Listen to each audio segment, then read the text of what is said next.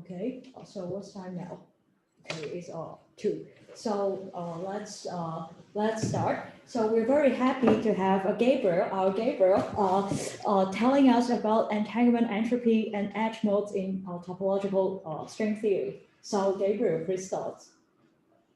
Okay, first, thank you for the invitation. This is a talk based on a paper recently posted in collaboration with William Donnelly, Mankey Kim, and Yukun Jiang. There'll also be a follow-up paper coming up soon. And please feel free to interrupt with questions and have a dialogue about the topic. So my talk has the word topological strings in the title, but I want to motivate it starting with ADS CFT. In that context, the HRRT, or generalized entropy formula, forms the basis for our understanding of how space-time emerges from entanglement. It tells us that the entanglement entropy of a subregion V in the CFT can be expressed as the generalized entropy in the bulk ADS space-time, which is given by an area term, which is the analog of Bekenstein-Hawking entropy, and then a bulk correction. The bulk correction is the entanglement entropy of quantum fields on a fixed background across this extremal surface gamma here. But what we really want to understand is the microscopic interpretation of this area term from the bulk perspective. It's interesting because we believe that this term is giving us the entropy of the space-time itself rather than the entropy of some fields on top of the space-time. And in particular, we want to understand this formula from the point of view of the bulk string theory. I should also say that this formula has been the focus of a lot of recent attention in the context of recovering the Page curve, in the context of evaporation of unitary evolution of black holes. So we want to look to Susskind and Uglum for inspiration, for understanding how to think about Bekenstein-Hawking entropy as string entanglement entropy. They propose that we can view this area over 4G Newton as coming from the entanglement of closed strings across the horizon. Before going into a bit detail on the Susskind and Uglum proposal, I want to discuss a bit about the question of understanding bulk entanglement in ADS in the context of the factorization problem and edge modes. So to talk about entanglement, we have to factorize the Hilbert space, and that's a hard problem because it's sensitive to UV degrees of freedom. An example that Dan Harlow has discussed before is if we take the ADS Schwarzschild black hole and consider a Wilson line that goes through, threads the wormhole connecting one CFT to the other, there seems to be a puzzle. The CFT is a tensor product of two boundary theories and therefore factorizes. However, if we have this Wilson line in some kind of low energy gauge theory in the bulk, it's not obvious that this factorizes. To factorize it, we actually have to access high energy bulk microstates corresponding to these charges here that we can use to cut the Wilson line into two. Another way to say the same thing is that the low energy theory has to be extended to include entanglement edge modes, and these edge modes know about the bulk microstates. There has been a conjecture that perhaps the area term in the generalized entropy is the edge mode entanglement entropy, which fuses the space-time along the horizon. So let's review what Susskind and Uglum had to say about this problem. They considered the replica trick in the context of perturbative closed string theory. So this is a standard formula for the replica trick entropy. Log z here is the string theory partition function on a space-time where we have replicated the geometry. So there is a conical opening of angle beta around some entanglement surface. And the string theory diagrams that will contribute to the entropy either intersect the conical singularity or have to go around it. In particular, this sphere diagram gives rise to the area over 4G Newton term because it's of ordered 1 over G string squared. And Susskind and Uglum proposed that by using open closed string duality, we can give a canonical interpretation of this term. The idea is that instead of viewing this term as a closed string amplitude, we should think of it as an open string one loop diagram where the open strings are ending on the entangling surface, and they sweep out a one loop diagram that can be interpreted as a trace.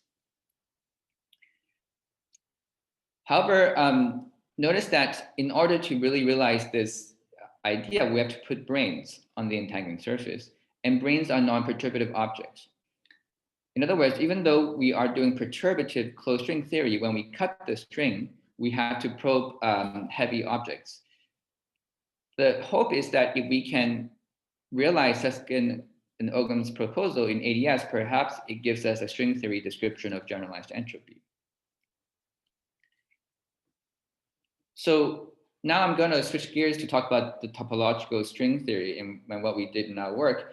In some previous work, Will Donnelly and I considered the string theory dual to 2D Yang-Mills, and we applied the extended TQFT methods to study the factorization of the string and to give a realization of Susskind and Uglum's ideas.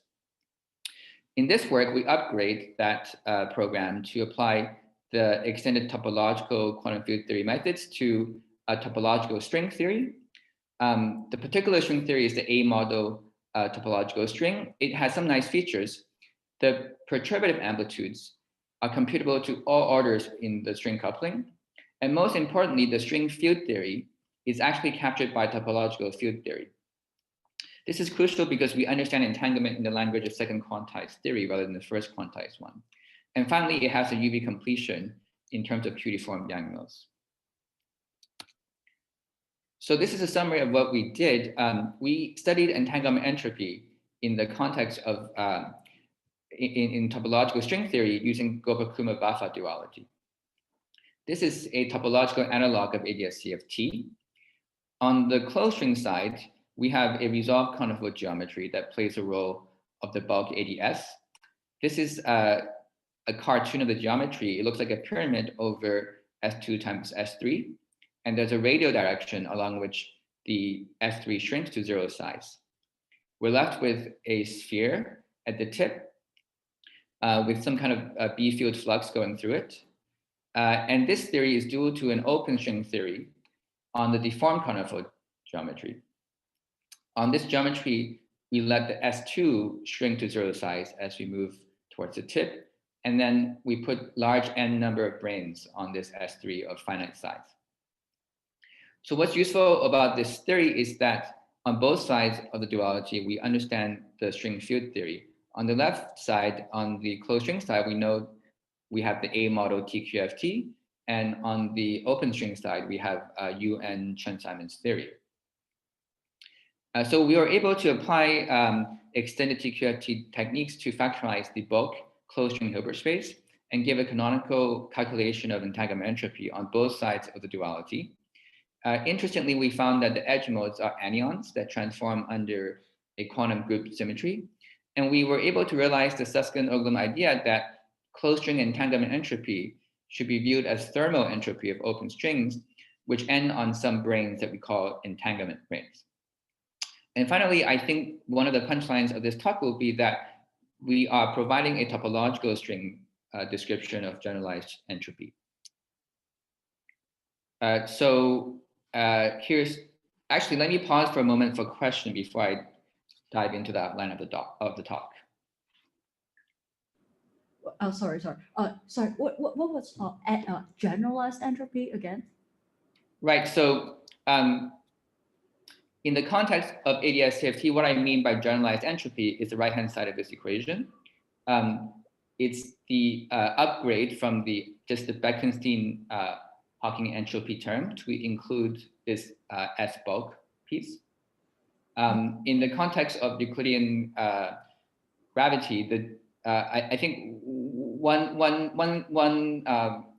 sort of point of view that's useful to think about here in this talk is in the generalized entropy calculation in ADS-CFT, what you're supposed to do is sort of repeat the Hawking-Gibbons calculation without a U1 symmetry in the bulk. And in particular, what you do in this generalized entropy calculation is you take the CFT and replicate it, and then you find a smooth bulk geometry. So you let gravity back react so that you never have any conical singularities in the bulk. And I think for our talk, I think that's the crucial aspect of generalized entropy that I'm going to imitate in the topological string, in that we want to think about generalized entropy as a replica trick prescription. And the prescription tells you that we do not put any singularities in the space-time. We have a smooth space-time, which is some kind of on-shell condition that we put on the space-time. I see. But from a point of view of the CFT, it's just entropy. It's just entanglement entropy then. Yes. In the case of ADS CFT, we know that this right-hand side really is equal to the entanglement entropy. Yeah. Okay. Thanks. Any other questions? Okay, if not, then let me give the outline. So we have to start by defining the state that we're going to study. So we're going to study the Hartle Hawking state in string theory, and then I'll explain how to formulate the factorization problem in the TQFT language. Then I'll try to give a brief review of the A model close to QFT and our notion of generalized entropy. And then we do the factorization and canonical calculation of entanglement entropy. And there are some final remarks I want to make. I'm not sure if I'll have time. And actually, Janet, I rely on you to cut me off because I noticed now there are no clocks in this room, and I'm kind of blind to time now. So please don't hesitate to interrupt. So let me start by reviewing the A-model string theory briefly. This is a string theory with a target space that is a 6-dimensional Kähler manifold, but we do not require it to be Calabi-Yau. It's well-defined on a general Kähler manifold. The closed string theory is simple because it localizes to worldsheet instantons that wrap minimal volume 2 cycles. In the case of the resolved conifold, the only minimum volume 2 cycle is this sphere at the tip, which we allow to have a complexified area. The string theory amplitudes just depend on the Kähler modulus, which is this parameter T here. The free energy is this sum over instanton sectors. This little n is telling you how many times this genus G worldsheet wraps around the target space sphere. So this geometry is simple in the sense that all the action is just happening around this sphere at the tip. And we have an explicit answer for the free energy and therefore the partition function. Notice that it's quite remarkable that in this free energy, we've summed over all genus. So it's really an exact answer. Now, I want to tell you something about time slices in string theory. It's not exactly the same as in QFT. So in the first quantized string theory, a state is a wave functional of a closed loop. So here's a closed loop parameterized by sigma, which you should think of as a worldsheet spatial coordinate. And x mu is an embedding function that maps the string into our target space. The wave function is a function of the entire configuration x mu of sigma, and therefore it lives on the loop space of x. Similarly, when we second quantize the theory, we have to promote the string wave function to an operator, but that operator is still defined on the loop space. So the degrees of freedom in the string field theory is not on x, it is on what I call curly f, which is the loop space of x. And for the same reason, a time slice should be defined as a subset f sigma of the loop space. So this is a complication in string theory that we don't encounter in QFT, but things are not too terrible in the case of a topological string. If you give me a slice like sigma like this, that cuts through my S2, this is a codimension 1 slice of the space-time. I can associate to it a time slice of the loop space by considering the set of loops that live inside sigma. And in fact, it will be even more restrictive. We'll consider a Lagrangian submanifold L with this topology C times S1, which lives inside this codimension 1 slice. It has the topology is sort of like a torus, and we'll consider the loops that go around the non-contractible cycle. So that's going to be our time slice. Oops. now having defined the time slice, I want to define my state. So what makes this possible is that the resolved conifold geometry, the partition function, can be obtained by gluing topological vertices. So topological vertex is an open string amplitude with a large n number of branes or anti-branes on this Lagrangian manifold L that cuts right through our sphere along the equator. So this thing I call Z plus is the amplitude with branes on the Lagrangian manifold, and world sheets wrapping the upper hemisphere. Z minus is the amplitude with anti-branes. And now if I annihilate the brane anti-brane pairs, I recover the world sheets that wrap the sphere. And so I get back the resolved conifold partition function. Now this is the string theory analog of gluing together Hartle Hawking state and its bra to reproduce a path integral on the total spacetime geometry. So let me say a little more detail about this Z plus of U. So this U here is a holonomy of the world volume gauge field on the brane. In this case, the gauge group is U infinity because we have a large n number of branes there. And notice that the Hartle Hawking wave function, which is defined by Z plus of U, the exact formula is given by in this paper, but it doesn't matter so much. All that I care about now is these factors of trace U to the n. So if I take trace U to the n, this U is a holonomy, and I pull it back onto the worldsheet using X, then I indeed get a wave function null of closed string loops. And this little n here just corresponds to how many times these string loops wrap around the equator.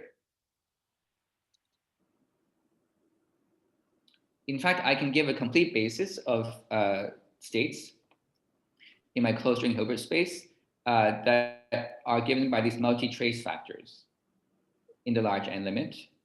And I'll identify the closed string Hilbert space with a set of class functions on U infinity. Okay, so that was our closed string Hilbert space. Now I want to talk about the factorization problem. Let me pause for a moment. Are there any questions about the closed string Hilbert space? How is that different from the 2D Young wheels that you considered before? Is UN? Very good, very good. It looks very similar. What will be different is that it has to probe the higher dimensional geometry. So it is true that first of all, this closed string loop doesn't have to live on just a circle. I mean, it can move around, right? It's just that it has to wrap the non-contractible cycle. And when I consider the world sheets here, the world sheets now themselves can probe the higher dimensional geometry, right? It's just that their boundaries are stuck on the Lagrangian L. Right, but how do you see those fluctuations, as in the trace U to the n, that bit look pretty similar?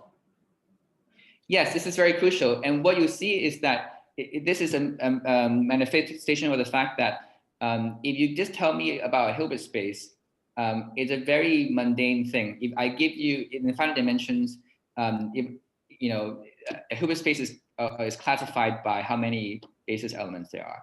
So if I only gave you the basis, you couldn't tell the difference. But what is different is that basically it will become clear when we describe the cobordism theory that describes geometric states in the closed string theory. And the difference is the following: in 2D Yang-Mills, you look at two-dimensional cobordisms. In A model string theory, you look at two-dimensional cobordisms that are labeled by Chern classes.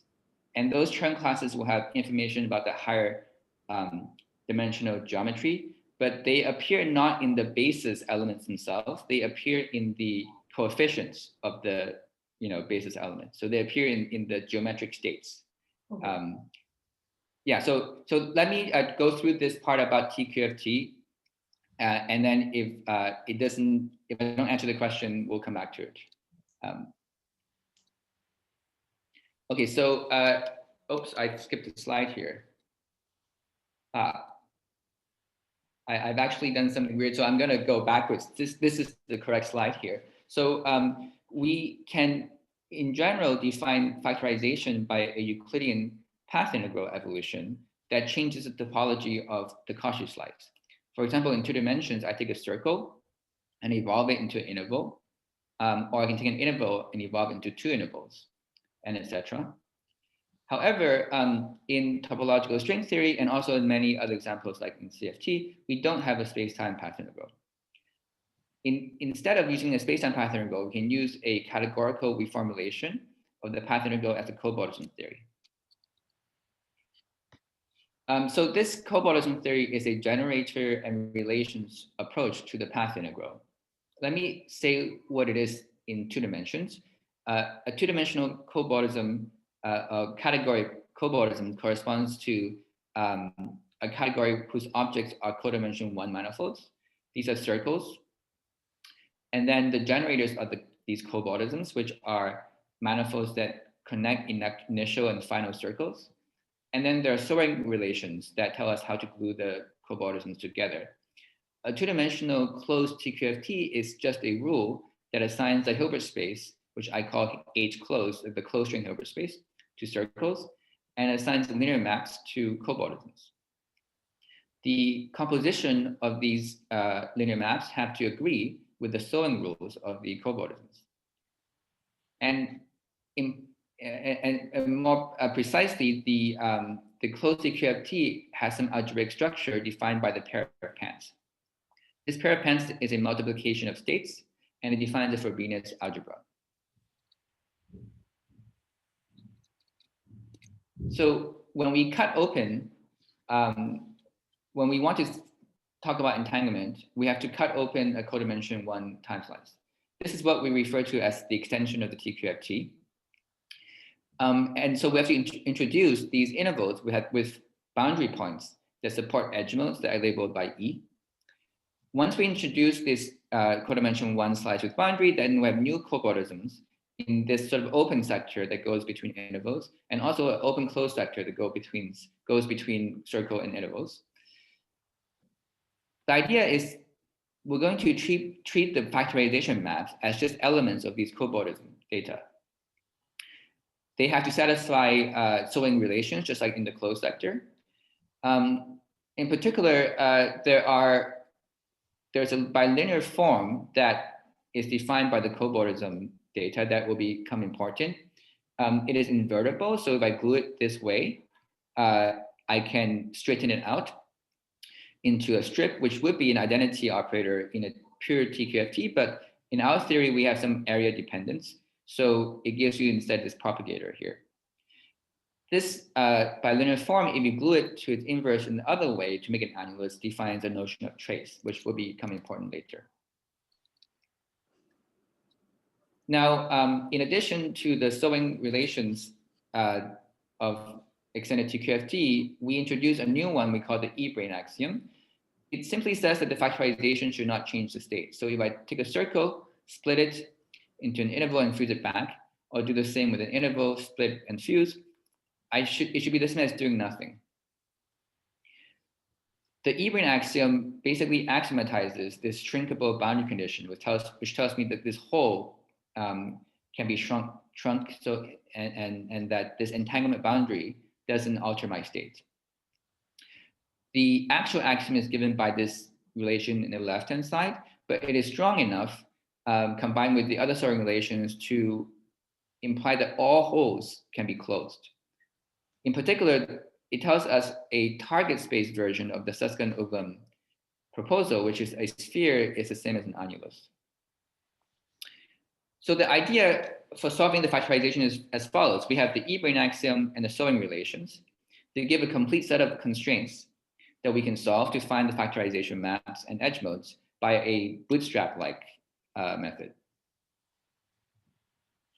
Okay, now I want to describe how the A-model string field theory can be formulated as a extended TQFT. We have to look at the A-model string theory on a particular type of target space that is a sum of line bundles L1 and L2 over a Riemann surface S. Remarkably, the Soring rules of the string amplitudes on this kind of geometry are the same as those of a closed TQFT. Now the cobordisms are labeled by Chern classes K1 and K2 that capture information about this higher dimensional geometry. And in particular, the resolved conifold is just obtained by gluing a hemisphere to the opposite hemisphere with the right labelings. And now the sewing relations all have Chern class labels. And then one more ingredient that will be crucial is there's a q-deformation of the edge modes. In particular, the quantum trace given by the trace given by the annulus is now modified into a quantum trace, which we will try to explain in more detail later. Now, the A model TQFT is defined on any manifold that's scalar, but we are going to impose a Calabi-Yau condition. This translates into saying that the sum of the Chern classes have to be negative the order characteristic of the base manifold S. What this does is to restrict to a subcategory of two copordisms with line bundles that's generated by these four diagrams here. They again form a Frobenius algebra. We're going to glue together these copordisms to make a general manifold by the same method we described before. We put a large n number of branes or anti-branes on these circles, and then we annihilate them to do the gluing. The resulting partition function that we get has this form. There's a sum over representation labels of U infinity. There's a degeneracy factor where the DQR is the q-deformed symmetric group dimension. And now there is an extra phase factor that's crucial because its exponent contains the bundle structure. There's a Boltzmann factor where T is now the area of the base manifold, and L is just the number of boxes in the Young tableau corresponding to R.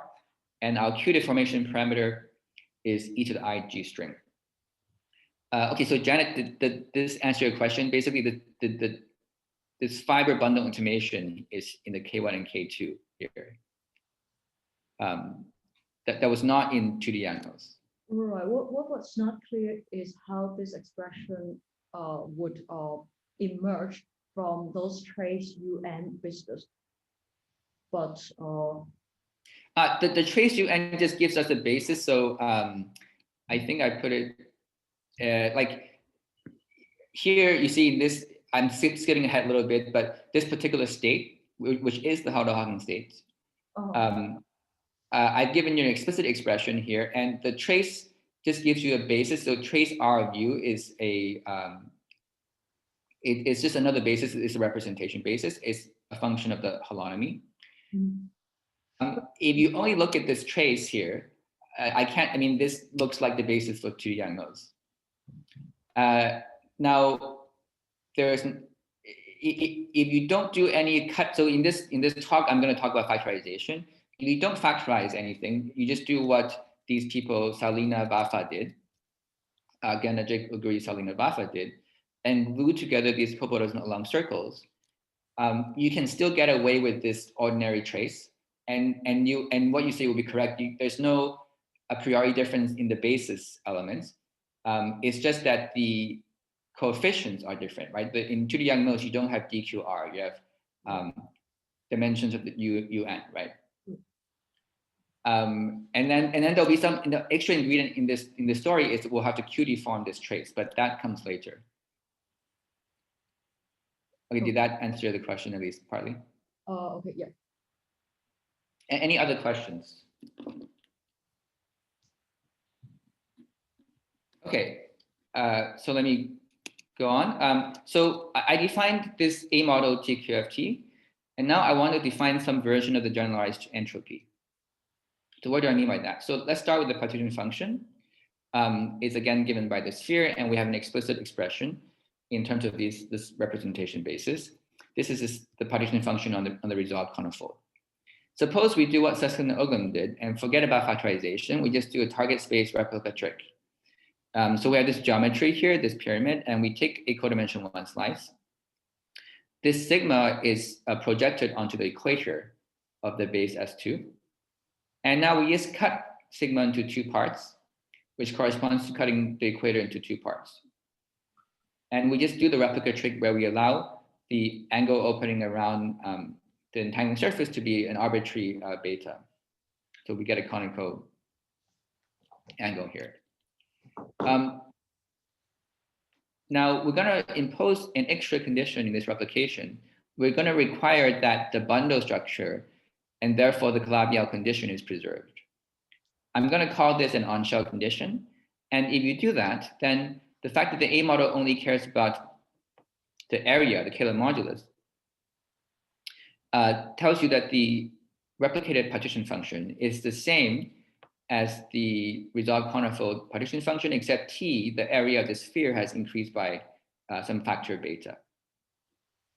So this is not a generic kind of replica trick. If you just didn't impose any constraint, then when you replicate, you don't get back a Calabi-Yau manifold. If we follow this prescription, then we can do the replica trick calculation, compute this expression here, and we get an answer that looks very similar to the entanglement entropy of non-abelian gauge theories. It has a probability term P of R, and R seems to be labeling the representations of an edge mode symmetry, and DQR is playing the role of an edge mode degeneracy. This term here would be the analog of the area term, because this factor of 2 here comes from cutting this codimension 1 slice twice.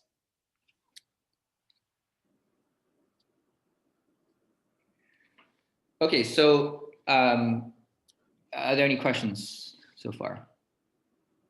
Sorry, can you remind me, this vector bundle of L1 and L2 over some base manifold S, that is the target space of this string, is that correct?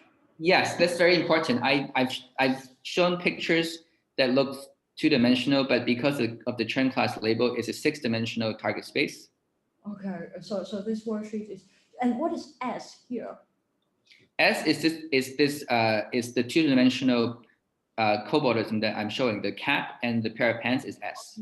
Okay. So okay, I see. Fine. Right. So this is why it's sort of it was a slight miracle that so we worked on two-dimensional Yang mills where we just had these two-dimensional cobordisms. Right. And then in this story, you think I'm going to 6 dimensions, it must be a lot more complicated. But actually, the complication is completely captured by 2 extra labelings. I see.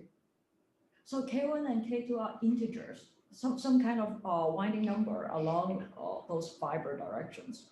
Yeah, they tell you the Chern class of the bundle. So the L1 and L2 are line bundles. Okay. So yeah, there are some Chern class that labels them. I see. Thanks. Okay. It's embedded in 6 dimensions and you only need 2 numbers? Well, we're not looking at general manifolds here, right? Because so this X is not generic. Oh, it's deliberate that there's a 2 line, what line bundle?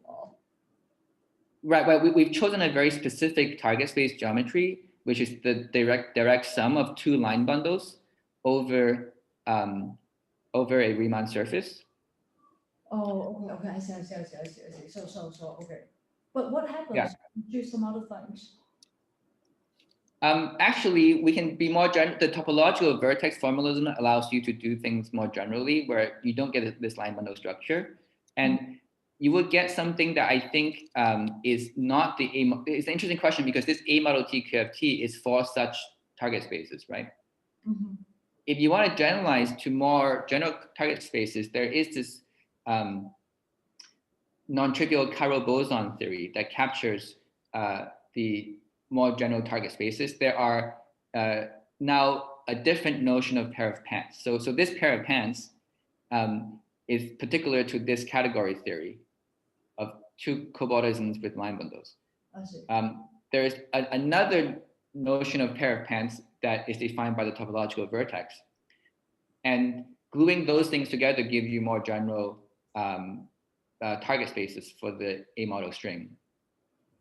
And it might be interesting to ask whether you get a different answer for entanglement entropy there, because we have developed this kind of bootstrap idea where you have these sewing relations, and the sewing relations determine the factorization map.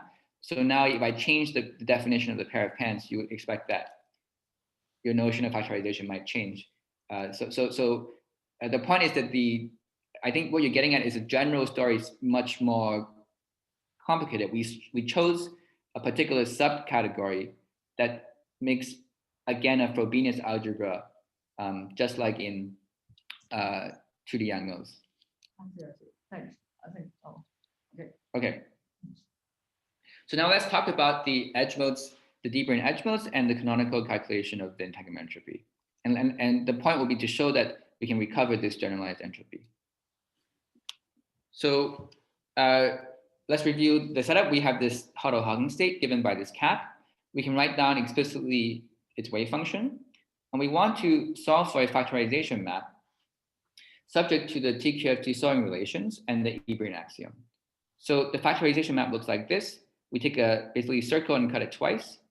This really corresponds to taking a closed string loop and then cutting it into open strings. So factorizing a closed string Hilbert space into a tensor product of open string Hilbert space inside some subregions A and B. We have to impose the E-brane condition, but it is important that in this condition, we have to label the left-hand side with Chern classes. In particular, this object is called the Calabi-Yau cap. It turns out that in order to satisfy this E-brane condition, the edge mode symmetry for the A model has to be a q-deformed version of U infinity.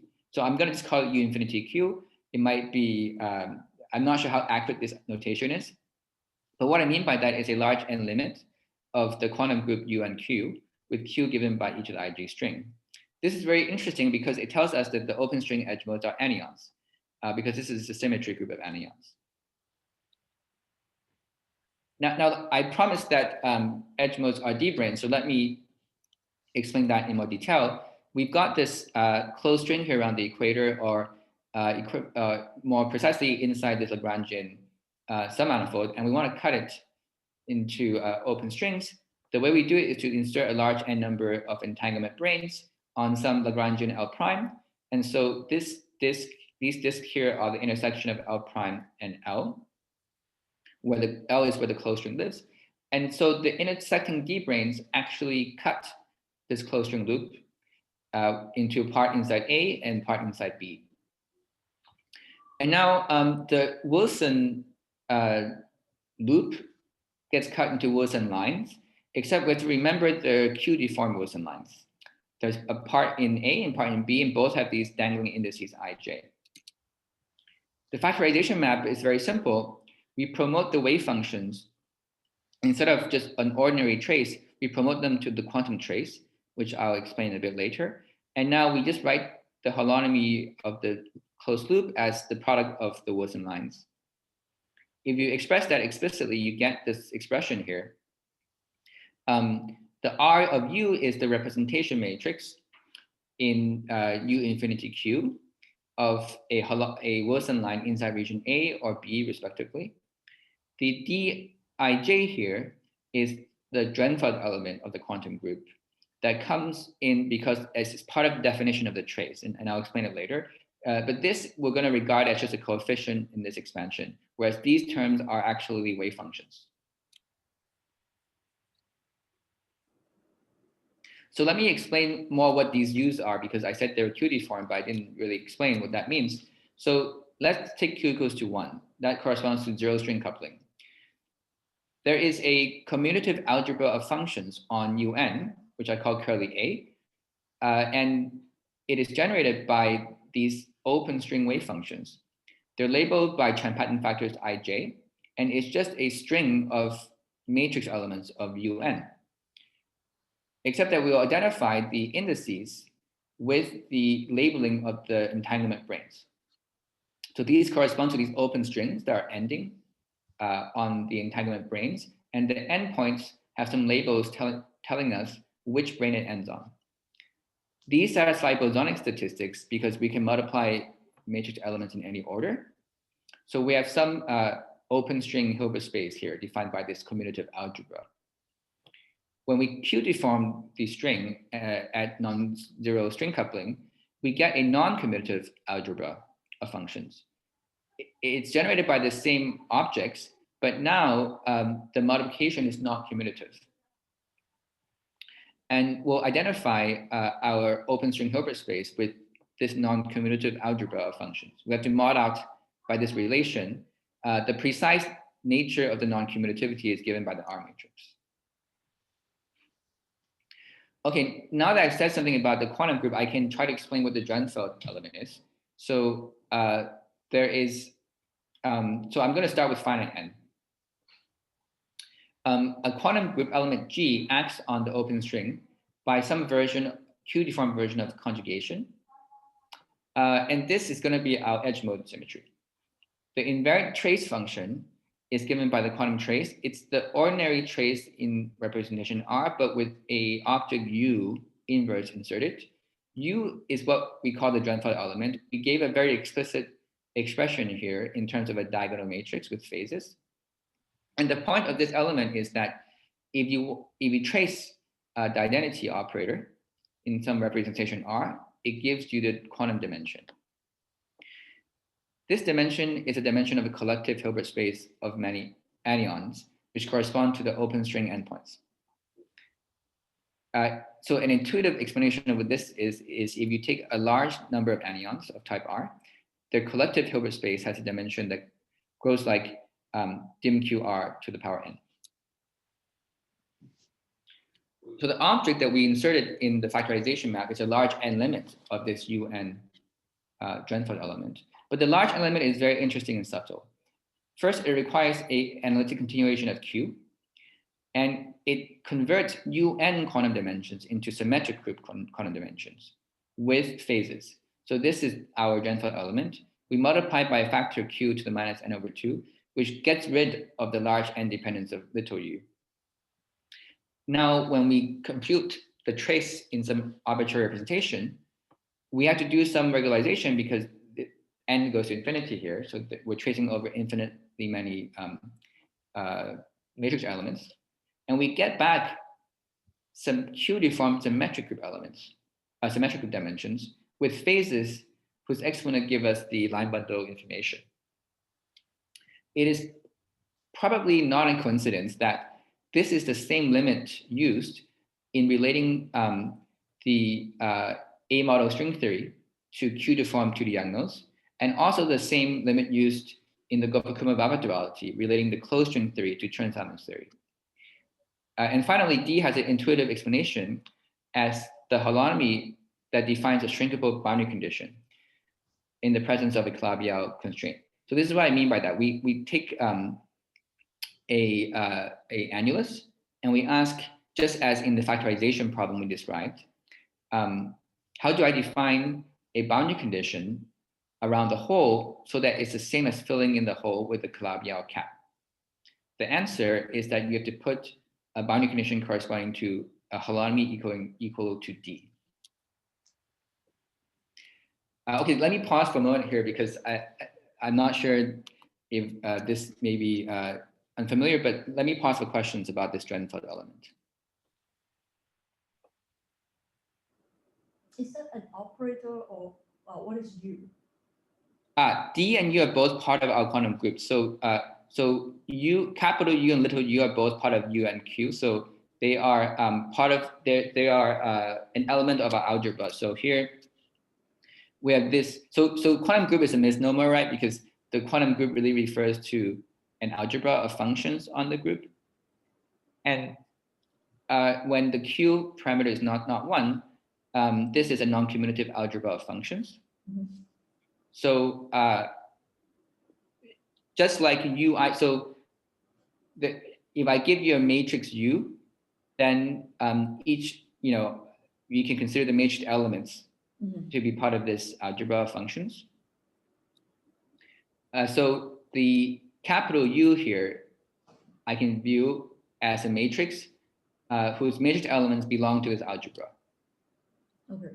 I can think exactly the same thing of little u, right? Little u places, in terms of algebra, it is playing on equal footing with capital U. Okay. And so D, because it's just rescaling of U, is also on the same footing. So I would say they're all part of this algebra.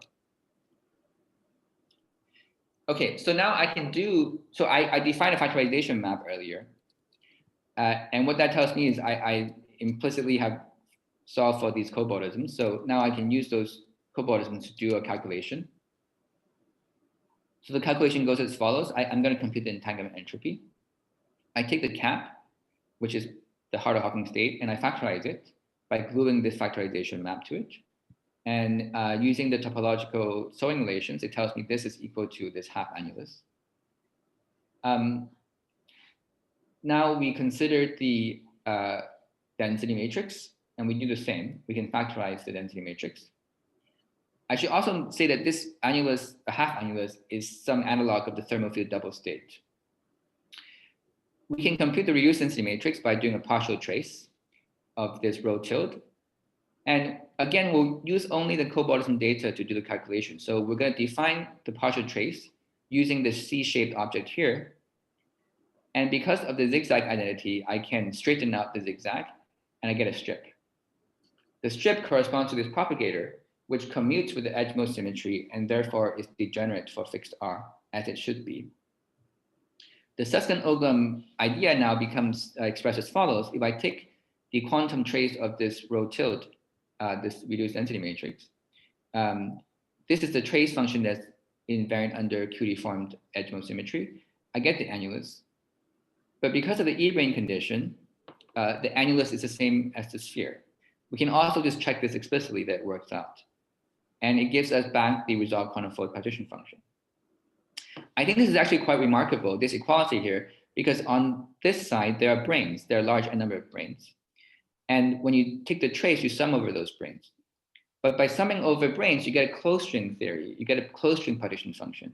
So this is some version of large and open closed string duality. Now, we can compute the entanglement entropy, but again, we have to use the quantum trace.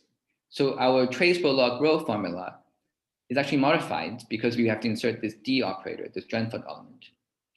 And the result is an answer that agrees perfectly with our generalized entropy. We should note that this formula, so I call this a generalized entropy formula. So there are various reasons I said that. One is that when we considered the replica trick calculation, we enforced a global constraint that I would call an on-shell constraint. We imposed Calabi-Yau condition. And that's similar to what you do in gravity, where you say in the gravitational calculation, the space-time is always satisfying the equation of motion. But another reason for calling this generalized entropy is in the context of JT gravity, Jeffers, Koshmeyer, and also Kutaev showed that the generalized entropy in that context is given by trace of D rho log rho with some operator they called a defect operator. We gave a symmetry interpretation for this D as a Drenfeld element.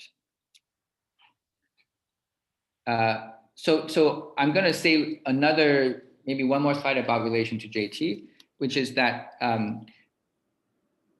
which starts by just talking about how do we do the replication. So here, I didn't do a replica trick. I literally just took a trace.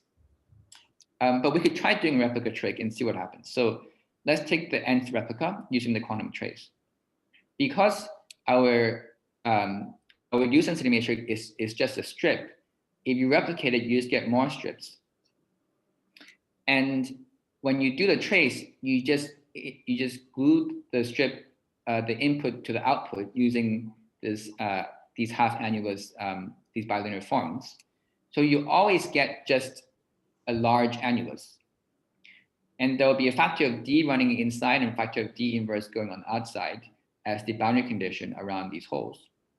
This manifestly satisfies the Calabi-Yau condition, because remember our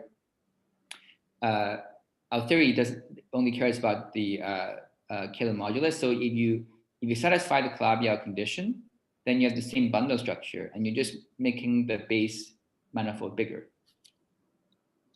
Suppose you try to do the calculation without using this natural definition of trace. You use some unnatural, non-invariant trace definition.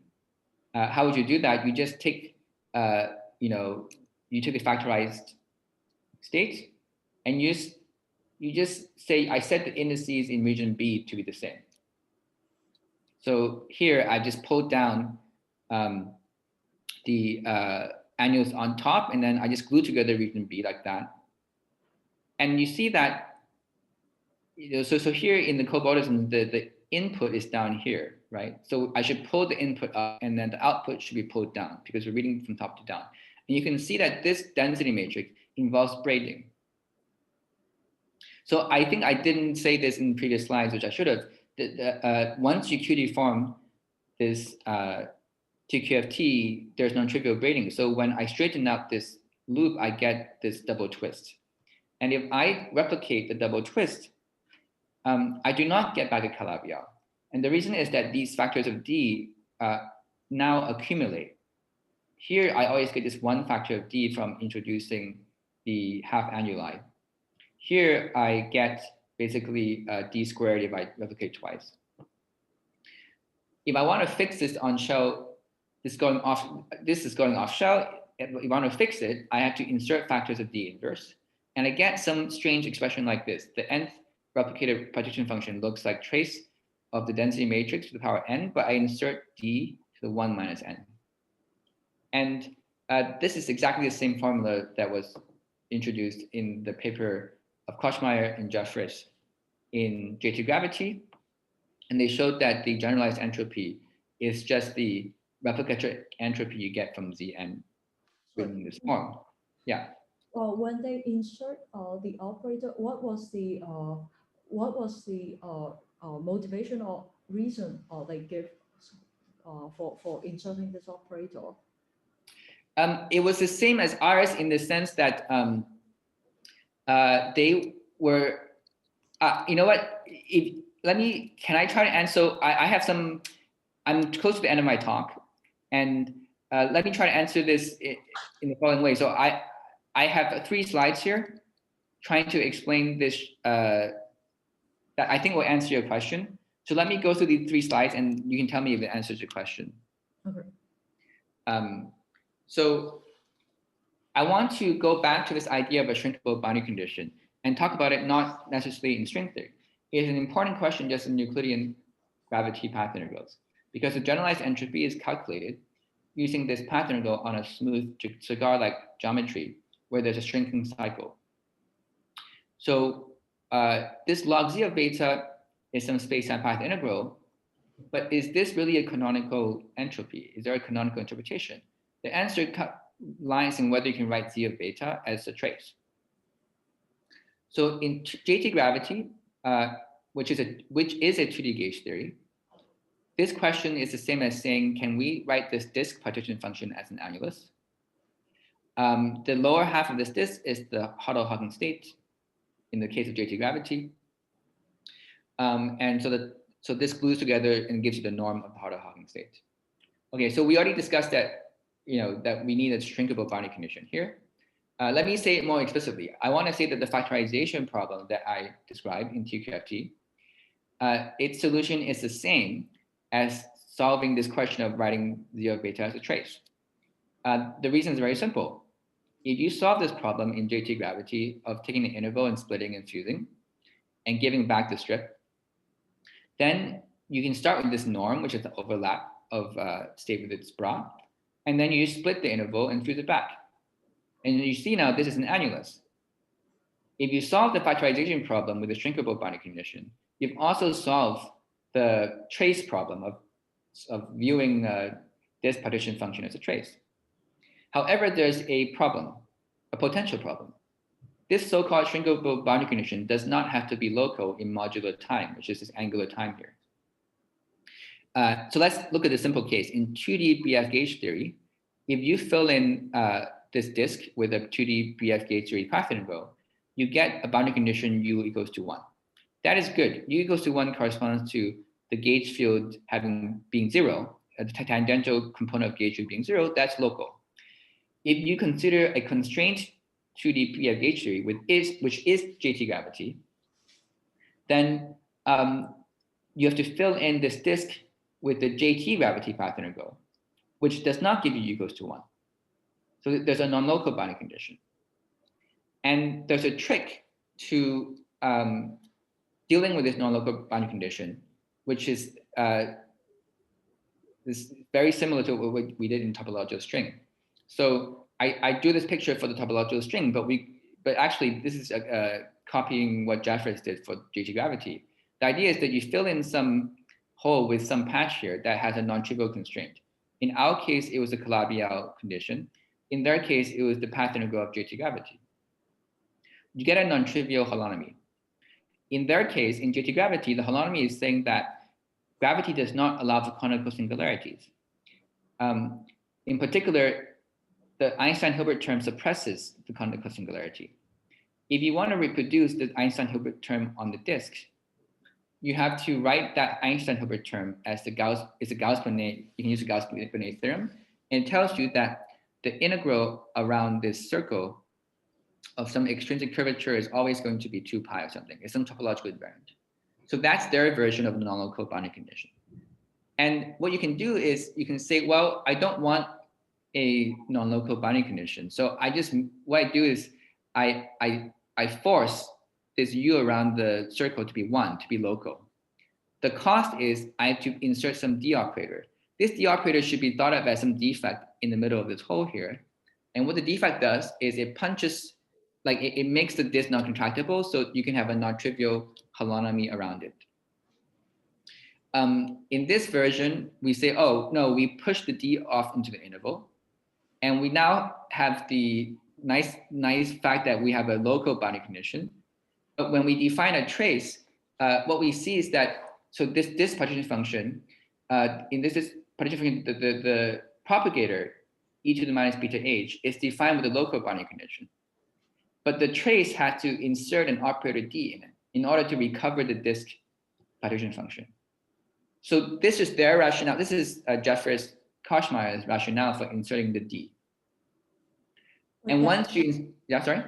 Oh, then does that mean there would be multiple solutions to this question of writing down a closed string path integral as some trace, as in if I don't put in, as in the case that you consider a Calabi-Yau, I throw in something else, that might be some different solution. Is that correct?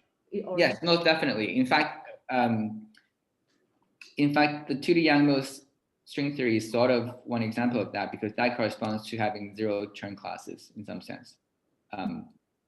Yeah, it's absolutely correct. So everything boils down to this one diagram relation, this diagram here. So it's important that you have to label the left-hand side. So the edge modes that satisfy this equation depend on whether this is a Calabi-Yau, whether so the Calabi-Yau condition itself tells you a relation between these integers and the order characteristic of this cap, right? So yeah, if you chose something different, you have different edge modes. I see. But it's sort of the same, it's still the same theory in some sense, as in, or you have chosen a slightly different Hartle Hawking states. So what exactly is the difference, or difference? Good. So I prefer to go beyond. So it's a subtle point. First of all, I would say the following: the factorization is not just defined by a state, by an entire algebra, right? Because you have to. So here I restricted to Calabi-Yau manifolds, which corresponds to a closed subalgebra of the total algebra that the TQFT defines, right? So I think that the fact that everything works well here is that we have a Frobenius algebra and everything is self-consistent. Now, I think the question you're asking is what happens if I go outside of this subcategory, right? I can now allow for arbitrary labelings. Mm-hmm. And now I think I'm not entirely sure even what the larger structure is. I don't think it's a Frobenius algebra. It might be a Frobenius algebra with grading or something by these levels, but it's something complicated. And then my sense is that you will get different zippers. So here, we had some data. Whoops. I'm sorry, my slides got a little bit flipped. So I just think I haven't really changed, or you haven't really changed the bulk theory when you change sort of the E-brane boundary condition, the Hilbert space of the closed string theory, would you consider it as having been changed when you change this No, but I think the key to it is thinking about the extension. I'm saying that I've only defined the extension for a sub-algebra, a subcategory. If you want to define an extension for the entire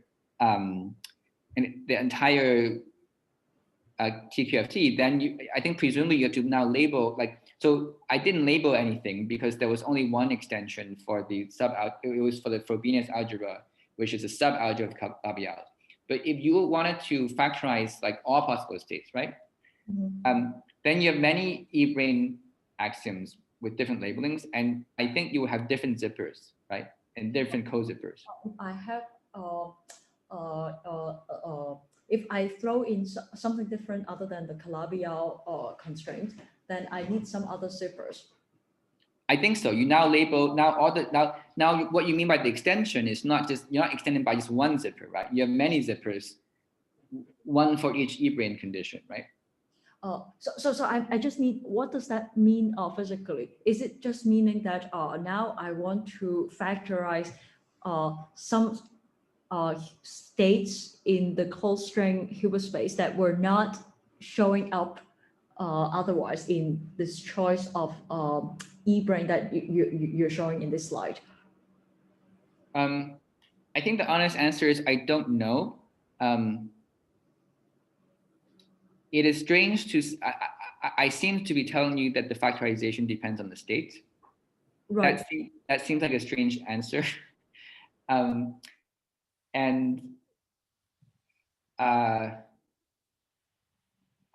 don't have a good answer. I mean, I can say that I made things simple by restricting to the Calabi-Yau. We didn't understand what to do with the general structure of the TQFT on arbitrary rank 2 bundles, because we don't even entirely understand what sort of mathematical structure that is. So I don't have a good answer for you at this moment. Maybe we can talk more, and maybe we can figure this out, because I honestly just don't know.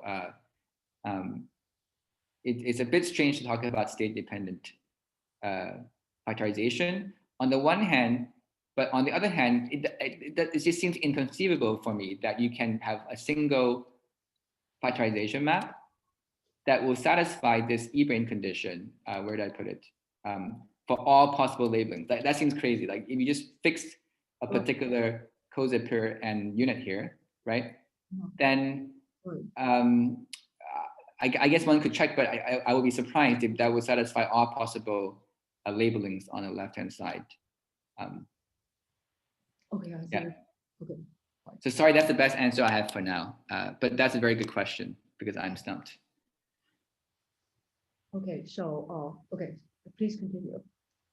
Okay, can I ask you a bit about time? Because so I know this is quite informal. I have time, I can talk more, but I'm basically towards the end. I can say more about the dual calculation, or if I also just conclude and leave it up to questions. So I think the best thing is to first conclude, and if other people want to stay and ask more questions or for more details, they could do so. Okay, I think that's a good idea. So let me just summarize. We gave a solution to the factorization problem for the topological string on Calabi-Yaus, and we found the edge modes corresponding to D-branes. The edge mode symmetry is q-deformed, which signals some kind of non-locality in the edge mode Hilbert space. But I would still argue that we gave a microstate interpretation of space-time entropy. The global constraint, which is a Calabi-Yau condition, and also something I didn't talk about, which is the dual gauge theory calculation, suggests that this is a topological string version of generalized entropy. I think the really interesting question is, what does this tell us about general string theories? Did we say something special to the topological string, or are we probing a universal sector of the edge modes? I would bet on the latter, because this trace of U factor is just a very general coupling that you get whenever you have whenever you have branes. We use the target space TQFT to define the brane, the E-branes, in a categorical way, but we didn't give a worldsheet description. So since we know the A model sigma model, I think it will be interesting to find a worldsheet description of these branes. And in particular, I think the really pressing question is, I mentioned there's a large N open closed string duality involving the entanglement branes.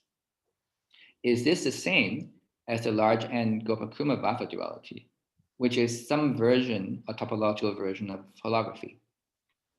I'll skip these two. I would say that one more thing, the UV completion using q-deformed Yang-Mills actually has a sum over topologies corresponding to baby universes that have been the focus of a lot of recent attention.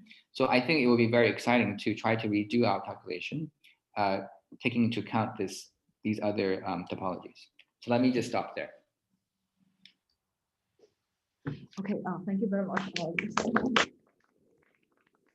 Okay, are there any questions from the audience? Can you see if someone asks questions? No. No, nobody asks questions. Okay, one else wants to ask questions?